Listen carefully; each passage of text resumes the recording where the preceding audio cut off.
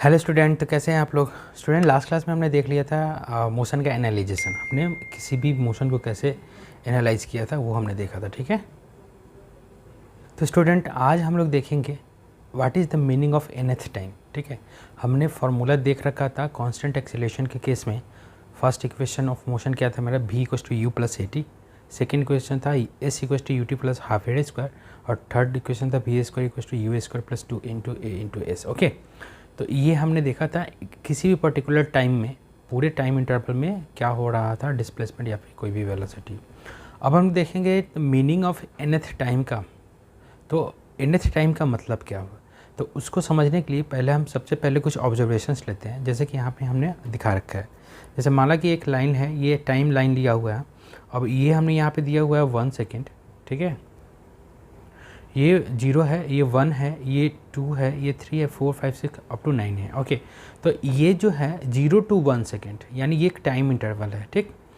अब ये जो पर्टिकुलर पॉइंट है 0, यहाँ पे क्लॉक स्टार्ट हुआ होगा, उसके बाद क्लॉक 1 सेकेंड 2 सेकेंड टिक टिक करके चलता है। वैसे ही ये 1 सेकेंड का पॉइंट है, 2 सेकेंड का पॉइंट है, 3 सेकेंड का। मतलब क्लॉक जो है ना, क्लॉक को हमने एक लाइन, टाइम लाइन पर दिखाया हुआ है, एक लाइन पर दिखाया हुआ है, ठीक है। अब हम लोग देखते हैं कि जब क्लॉक चलेगा तो 0 to 1 सेकेंड में, यानी फर्स्ट 1 सेकेंड में क्या होता है, टाइम जाता है 0 to 1 सेकेंड। फिर 1 to 2 सेकेंड का मतलब क्या होता है कि दूसरा सेकेंड में, यानी 0 to 1 सेकेंड में एक सेकेंड कंप्लीट हो गया। अब दूसरा सेकेंड जाएगा तो दूसरा सेकेंड 1 to 2 सेकेंड, ठीक है। फिर तीसरा सेकेंड जाएगा तो 2 to 3, वैसे ही करके आगे हुए निकलेगा। तो कहने का मतलब ये है, nth सेकेंड मतलब क्या हुआ कि पहला सेकेंड, दूसरा सेकेंड, तीसरा सेकेंड, चौथा सेकेंड, पाँचवा सेकेंड, छठा सेकेंड, मतलब nवां सेकेंड कहने का मतलब है। तो अगर सपोज मान लो अगर आपको बोला जाए कि पाँचवा सेकेंड में, तो पाँचवा सेकेंड कहाँ से कहाँ तक स्टार्ट होगा, तो चौथा से स्टार्ट होके पाँचवा तक, यानी चौथा तक तो 4 सेकेंड कंप्लीट हो चुका है। तो जो सेकेंड स्टार्ट होता है ना, वही उसका सेकेंड कहलाता है। जैसे कि पाँचवा, तो वहाँ पे पाँचवा स्टार्ट हुआ है, तो पाँचवा सेकेंड मतलब पाँचवा स्टार्ट होकर पाँचवा ख़त्म होगा, तो वही उसका 1 सेकेंड का जो इंटरवल होगा वही उसका पाँचवा सेकेंड कहलाएगा, या फिर nth सेकेंड कहलाएगा, ठीक। तो यहाँ पे हमने ऑलरेडी दिखा रखा है, ये फर्स्ट सेकेंड हो गया, ये थर्ड, ये सेकेंड है, ये थर्ड है, फोर्थ, फिफ्थ, 6, 7, 8, 9। तो आई होप आपको क्लियर समझ में आ रहा होगा what is the meaning of nth time. Okay, nth second मतलब तो n-1 से लेके n टाइम तक। इसको और थोड़ा सा समझने का कोशिश करते हैं। तो देखिए यहाँ पे हमने जो पहले लिख दिया है कि what is the meaning of 9th second. 9th second मतलब 8 सेकेंड ख़त्म हो चुका है और 9वां सेकेंड स्टार्ट हो गया है, मतलब 9th सेकेंड स्टार्ट हो चुका है। यानी कहाँ से, तो टाइम इंटरवल होगा 9 to 8, या फिर हम ऐसे देखेंगे तो जो टाइम इंटरवल होगा 8 to 9 का, ठीक है। तो 8 to 9 में कितना सेकेंड का इंटरवल हुआ, 1 सेकेंड। तो ये जो 1 सेकेंड हुआ उसका मतलब ये हुआ कि वो 1 सेकेंड कौन सा, तो 8 से 9वां में जो 8 से 9th में जो सेकेंड बता रहा है उसको हम लोग बोलते हैं 9th सेकेंड। जनरली कोई भी nth सेकेंड होगा ना, तो उसका मतलब जो इंटरवल का मतलब होगा वो 1 सेकेंड का इंटरवल ही होगा, ठीक है। बस उसके साथ एसोसिएटेड होता है कि वो कौन से पर्टिकुलर 1 सेकेंड का बात कर रहा है, ठीक है। तो अगर सपोज 8th सेकेंड का बात कर रहा है तो ये पर्टिकुलर 7 to 8 सेकेंड, यानी 1 सेकेंड 7 to 8 सेकेंड के बीच का जो 1 सेकेंड का इंटरवल है उसका बात कर रहा है। तो देखो 7 to 8 सेकेंड का। वैसे ही अगर nth सेकेंड का बात कर रहा होगा तो n-1 से लेके n के बीच का जो 1 सेकेंड का इंटरवल है उसके बारे में बात कर रहा होगा। आई होप ये आपको समझ में आ गया होगा। तो टाइम का मतलब समझ में आ गया होगा, ठीक है। अब हम लोग बात करते हैं कि इस nth सेकेंड में हम लोग क्या करते हैं, तो डिस्प्लेसमेंट फाइंड करते हैं। तो इस nth सेकेंड में डिस्प्लेसमेंट फाइंड, अब हम लोग ऑलरेडी पहले देखे हुए कोई भी n टाइम में डिस्प्लेसमेंट, तो s = n टाइम में डिस्प्लेसमेंट क्या होता है, un + 1/2 an², ठीक है। जहाँ कि अगर इसको t मान लेते तो ऐसे हो जाता है ut + हाफ at²। तो आई होप ये आपको समझ में आ रही होगी। तो ये पूरा t टाइम है। तो जैसे मान लो कि 4 सेकेंड में कितना इंटरवल, 4 सेकेंड में कितना डिस्प्लेसमेंट किया है, तो 4 सेकेंड का मतलब ये होता है स्टूडेंट कि 0 से लेके 4 सेकेंड, यानी पूरा 4 सेकेंड का इंटरवल। समझ में आ रही बात। तो पूरे 4 सेकेंड में डिस्प्लेसमेंट करते करते आया है और चौथा समय तक कितना डिस्प्लेसमेंट कर चुका है ये पूछ रहा है, ठीक है। तो आई होप ये आपको क्लियर हो गया होगा, ठीक है। लेकिन अगर nth अगर ऐसा लिख देगा तो इसका मतलब होता है वो पर्टिकुलर 1 सेकेंड। और कौन सा पर्टिकुलर 1 सेकेंड, तो n-1 से लेके nth समय के बीच का जो 1 सेकेंड होता है वो। तो आई होप यहाँ पे आपको ये क्लियर हो रहा होगा, ठीक है। तो तो मैं इसको इरेज कर देता हूँ पहले, उसके बाद मैं आगे बढ़ूँगा।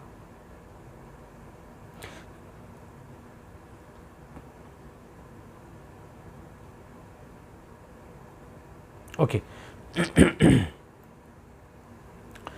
तो अब हम अगर डिस्प्लेसमेंट निकालेंगे nth सेकेंड में, तो nth सेकेंड में डिस्प्लेसमेंट निकालने का मतलब ये होता है, अगर हम इसी से देखें कि मान लो कि अगर हमको 9th सेकेंड में डिस्प्लेसमेंट निकालना होगा, यानी पर्टिकुलर 8 to 9 के बीच का जो डिस्प्लेसमेंट हुआ होगा वही निकालना पड़ेगा।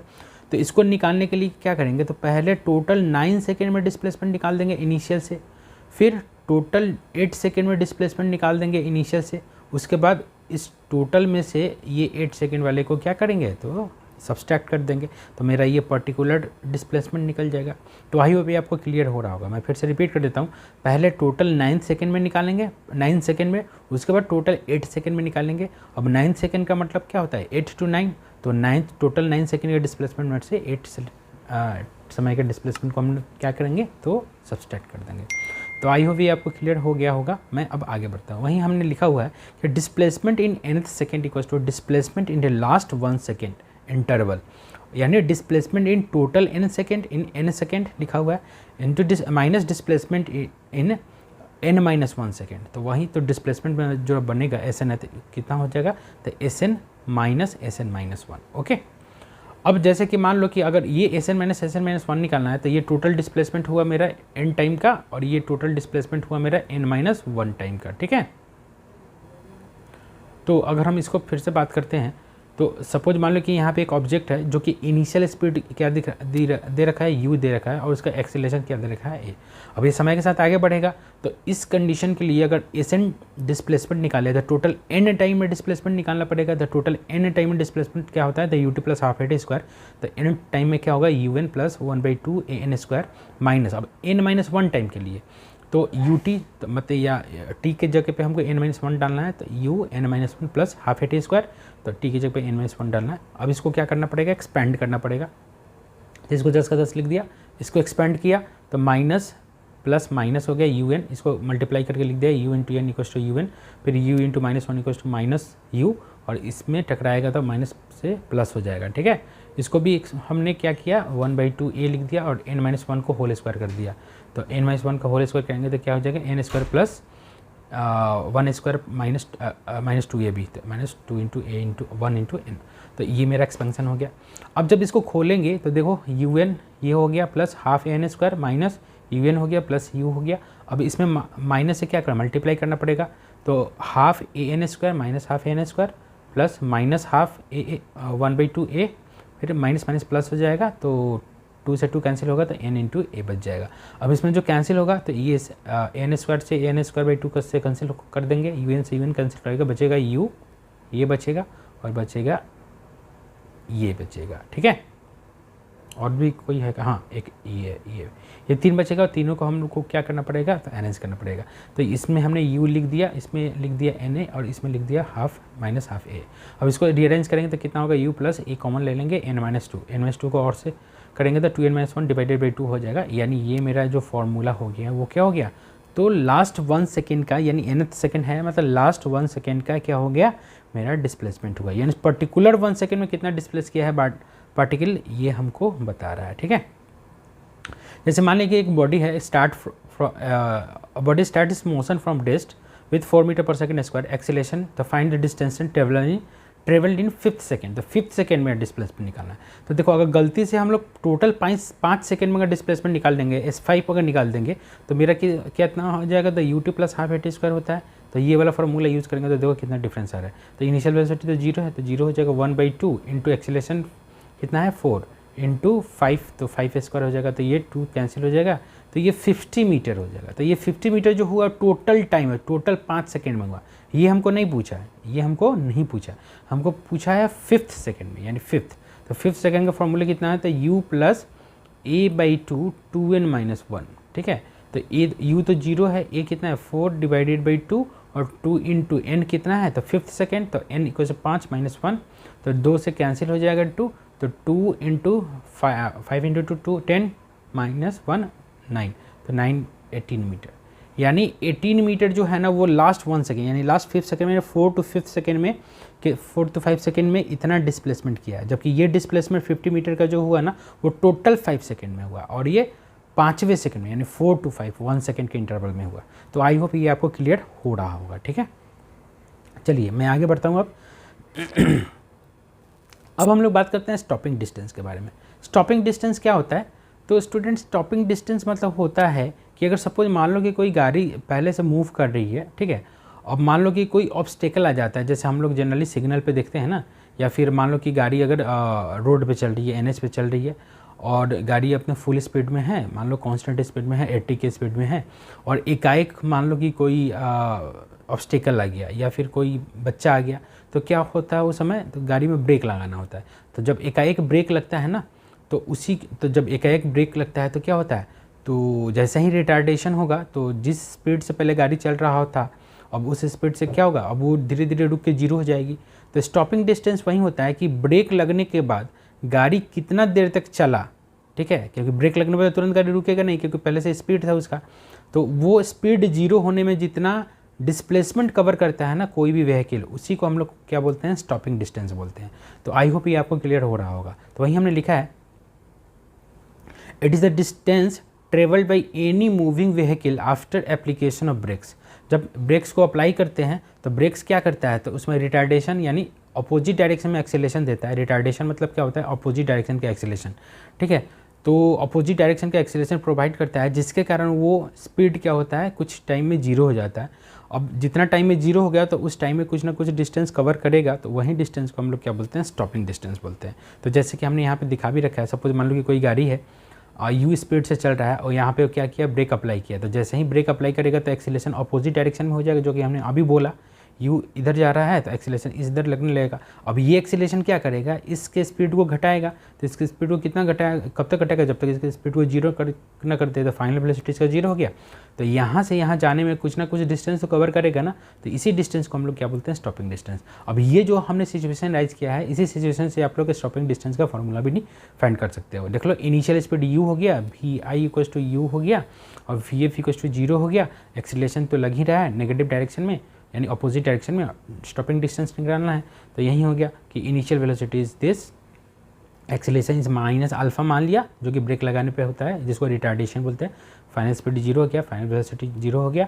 इस निकालना है तो थर्ड इक्वेशन से यूज़ करेंगे, vf² = vi² + twice into a into S. तो एस निकालना है तो vf minus vf² - vi² / 2 into a हो जाएगा। तो फाइनल वेलोसिटी तो जीरो है तो जीरो के स्क्वायर हो गया, माइनस इनिशियल वेलोसिटी u है, u² हो गया, डिवाइडेड बाई e कितना है? तो माइनस अल्फा है क्योंकि रिटार्डेशन है, तो ये माइनस लिख दिया, तो माइनस माइनस कट गया, तो u² / 2 अल्फा, ठीक है। तो ये u² / 2 अल्फा जो है ना वो क्या हो गया? तो ब्रेक लगने के बाद ये गाड़ी इतना चल के रुक जाएगा। यहाँ पे अभी हम लोग कोई भी फ्रिक्शन का कंसिडरेशन नहीं किया हुआ है, तो फ्रिक्शन जब आएगा जो हम लोग आगे चैप्टर आएगा तो वहाँ पे देखेंगे, ठीक है। तो हम लोग सिंपल ये कह सकते हैं कि अगर कोई अल्फ़ा डी एक्सेलेरेशन या रिटार्डेशन लग रहा है तो गाड़ी इतना दूर तक चलेगा, इस पर्टिकुलरली इस कंडीशन तक के लिए, ठीक है। तो आई होप अगर यहाँ तक का कोई भी क्वेश्चन अगर आए, फ्रिक्शन अगर नहीं दे रखा है तो आपको ऐसे ही बनाना है, ठीक है।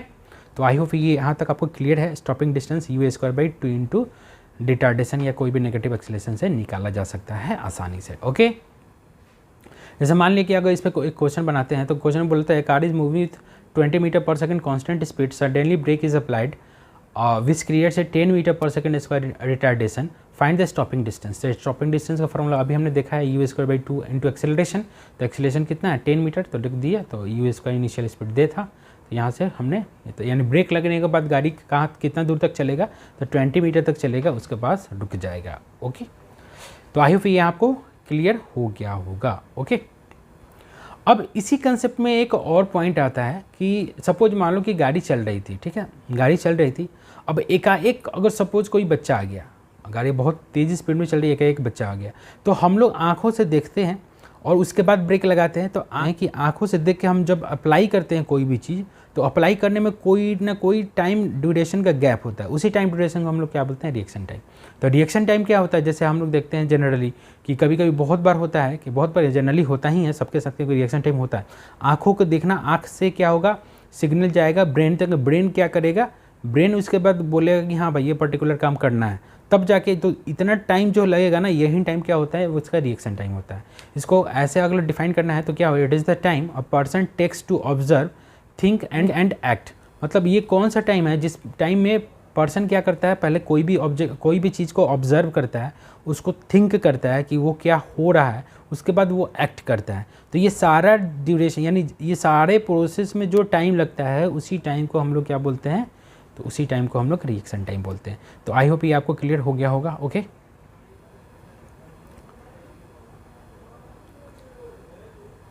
तो रिएक्शन टाइप पे हम लोग क्वेश्चन भी देखेंगे। जैसे मान लो कि कोई जैसे इसी क्वेश्चन में अगर होगा, सपोज मान लो कि ये पहले से चल रहा था, ठीक है, मान लो से यही बॉडी है 20 मीटर पर सेकंड से चल रहा था पहले से। अब जैसे ही एक बच्चा उसके सामने आ गया, तो बच्चा सामने आया तो उसमें उसका रिएक्शन टाइम है ना 0.2 सेकेंड का है सपोज, तो 0.2 सेकेंड का है, तब बताना है वो बच्चा तक रोकने के लिए वो कितना डिस्प्लेसमेंट कवर करेगा। तो हमको ये देखने वाली बात ये होता है, क्योंकि देखो 0.2 सेकेंड जो है वो क्या है, वो मेरा रिएक्शन टाइम है, ठीक है। तो 0.2 सेकेंड इज रिएक्शन टाइम, यानी उस टाइम के लिए भी गाड़ी क्या कर रहा था, 20 मीटर पर सेकेंड के स्पीड से ही चल रहा था। उसके बाद हमको क्या करना होगा, ब्रेक लगाना होगा। तो ब्रेक लगाएंगे तब ये वाला डिस्टेंस कवर होगा, ठीक है। तो ब्रेक लगाने पर तो ये डिस्टेंस कवर होगा, लेकिन जो रिएक्शन टाइम में जो कवर होगा वो भी हमको डिस्टेंस का मेजर करना पड़ेगा। तो वो डिस्टेंस कैसे निकलेगा, तो V/T से, तो 20 इंटू रिएक्शन टाइम 0.2, तो 20 इंटू 0.2 अगर ले लेंगे तो कितना हो जाएगा, ये 4 मीटर। तो अगर बोलेगा कि टोटल ब्रेक मतलब रिएक्शन टाइम से लेके ब्रेक लगने तक, यानी जब तक गाड़ी रुक नहीं जाता है, कितना डिस्टेंस कवर किया, तो कितना हो जाएगा, तो 4 मीटर प्लस 20 मीटर। 4 मीटर कैसे आया, तो 4 मीटर जो आया है वो रिएक्शन टाइम के कारण आया, क्योंकि रिएक्शन जितना देर में बॉडी सोचेगा एक्ट करने के पहले तक तो वो 20 मीटर के स्पीड से ही चल रहा था ना। तो 0.2 सेकेंड के लिए सोचेगा तो ये डिस्टेंस तो कवर करना पड़ेगा, प्लस ये डिस्टेंस तो ब्रेक लगने बाद, यानी टोटल डिस्टेंस कितना हो जाएगा, तो वहाँ पे 24 मीटर हो जाएगा। तो आई होप यहाँ पे आपको क्लियर होगा। ओके, अब हम लोग कंसेप्ट में बढ़ते हैं। तो एनसीईआरटी के जो मोशन ऑन वन डायरेक्शन जो देखा था, या स्ट्रेट लाइन मोशन, तो उसका लास्ट कंसेप्ट की तरफ बढ़ते हैं। वो होता है मेरा relative velocity in one dimension, ठीक है। तो रिलेटिव वेलोसिटी का मतलब क्या होता है स्टूडेंट, रिलेटिव वेलोसिटी का मतलब सिंपली यही होता है, किसी ऑब्जेक्ट का वेलोसिटी किसी दूसरे ऑब्जेक्ट के रिस्पेक्ट में डिफाइन कर देना। यानी अगर सपोज मान लो कि 2 आदमी दौड़ रहा है, तो मान लो कि मैं दौड़ रहा हूँ और कोई भी आदमी दूसरा दौड़ रहा है, तो मेरा जो स्पीड है वो मेरा जो वेलोसिटी है वो किसी दूसरे पर्सन के रिस्पेक्ट में अगर डिफाइन हो रहा है, तो मेरा जो वेलोसिटी हो जाएगा वो कैसा, रिलेटिव वेलोसिटी हो जाएगा उसके रिस्पेक्ट में।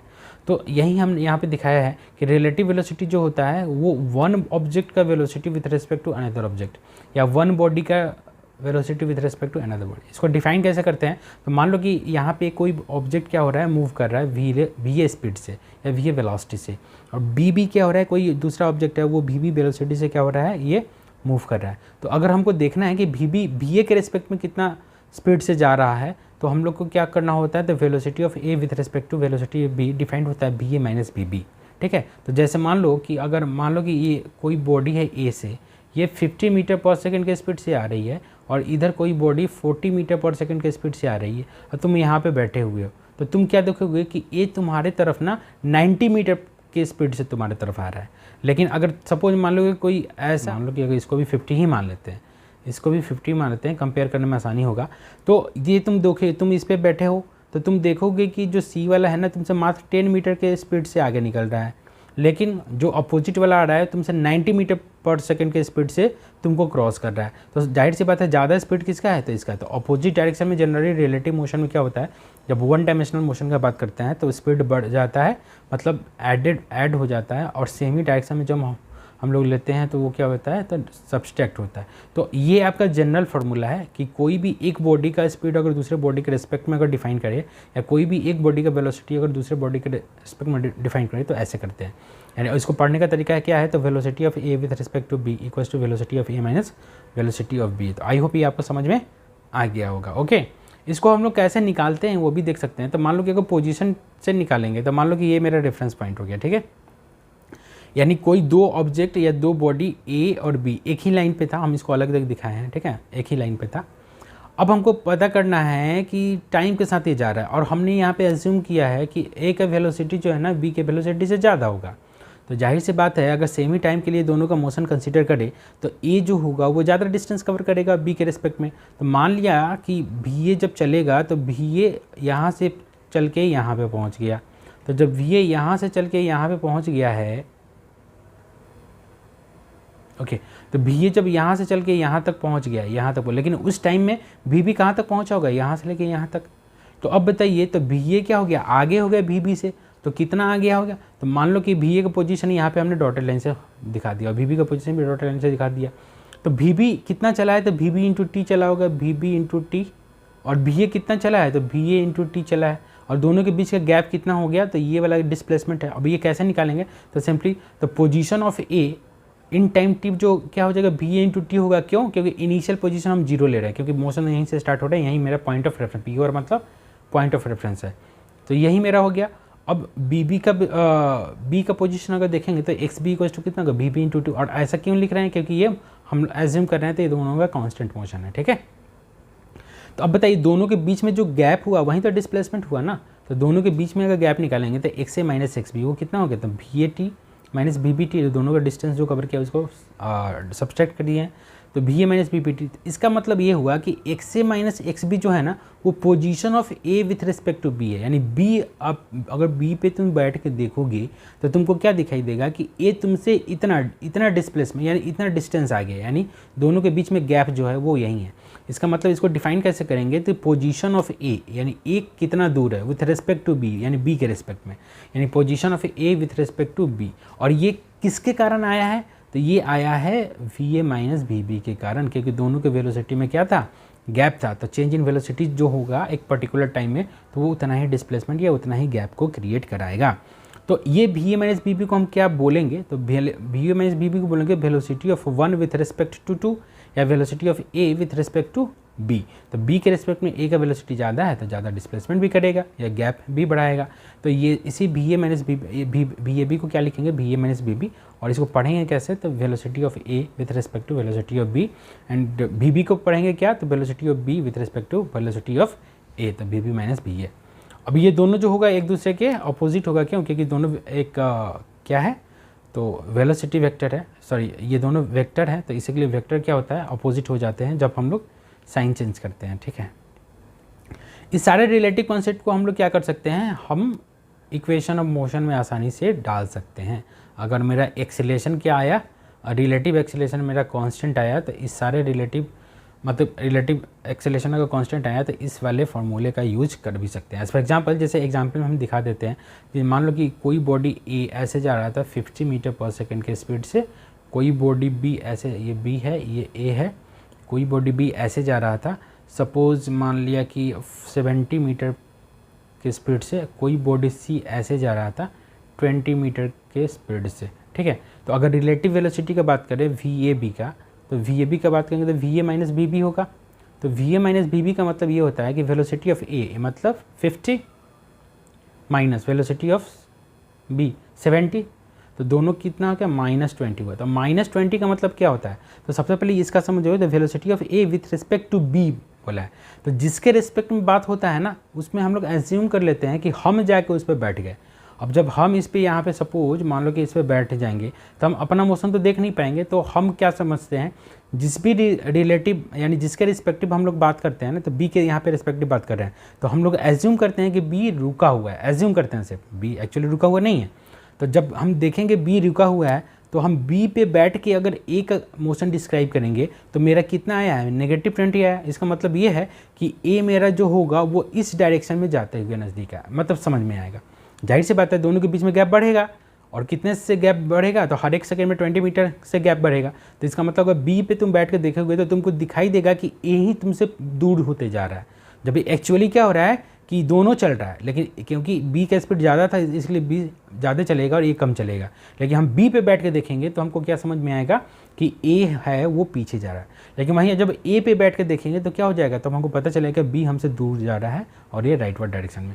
तो इधर पॉजिटिव होगा, जब velocity of B with respect to A लिखेंगे तो 70 - 50 होगा, ठीक है। तो वो 20 आएगा, +20। तो +20 का मतलब ये होता है rightward direction generally straight line motion में। नेगेटिव का मतलब होता है लेफ्टवर्ड डायरेक्शन। अब इसी कंडीशन में अगर velocity of A with respect to अगर सी डालेंगे तो सी कितना था, तो सी ये है, तो velocity of A minus velocity of C, तो वेलोसिटी ऑफ ए कितना लिखना पड़ेगा 50 माइनस वेलोसिटी ऑफ सी क्या है नेगेटिव डायरेक्शन में यानी लेफ्टवर्ड डायरेक्शन, तो लेफ्टवर्ड डायरेक्शन का -20 लिखना पड़ता है। तो ये हो गया मेरा +20 मतलब 70 मीटर पर सेकेंड। यानी अगर तुम सी पे देखोगे, सी पे बैठ के अगर देखोगे तो ये क्योंकि ये पॉजिटिव आया तो तुम देखोगे कि ये जो है ना तुम्हारे तरफ कितने स्पीड से आ रहा है, तो 70 मीटर पर सेकंड के स्पीड से आ रहा है, तुम्हारे तरफ आ रहा है मैंने राइटवर्ड डायरेक्शन में जा रहा है। तो आई होप ये कंसेप्ट आपको समझ में आ रहा होगा। तो इसी के लिए हमने जो बताया था कि अपोजिट डायरेक्शन में जो होता है वो वेलोसिटी सम अप हो जाता है, तो ये अपोजिट डायरेक्शन का देखो वेलोसिटी सम अप हो गया, और ये जो है सेम डायरेक्शन का वो वेलोसिटी क्या हो गया, तो सब्सट्रैक्ट हो गया। तो आई होप यहाँ पे आपको समझ में आया होगा। ओके चलिए, तो फर्स्ट चैप्टर जो है मेरा खत्म हो चुका है एनसीईआरटी का, ठीक है। अब इसमें हम लोग एनसीईआरटी का जो भी क्वेश्चन होगा उस क्वेश्चन को हम लोग डिस्कस करेंगे। तो चलिए मिलते हैं नेक्स्ट क्लास में। Okay thank you.